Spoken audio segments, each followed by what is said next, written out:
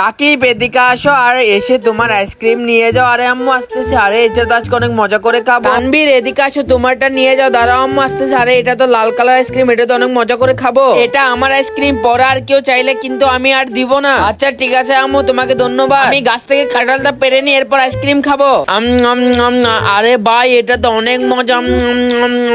আরে তুই তো সত্যি বলছো, এটা তো আসলেই অনেক মজা। রাকিব কিন্তু আমার তো এখনো পেট ভরেনি, করা যায় কি করা যায়। আরে বুদ্ধি পেয়েছি, চল আমরা আম্মুরটা খেয়ে নি। ঠিক আছে চল চল। বন্ধুরা তোমরা যদি আমার মতো সত্যিকারের মাকে ভালোবেসে থাকো তাহলে ভিডিওটিতে একটি লাইক করে চ্যানেলটি সাবস্ক্রাইব করে কমেন্টে লিখতে হবে আই লাভ ইউ মা।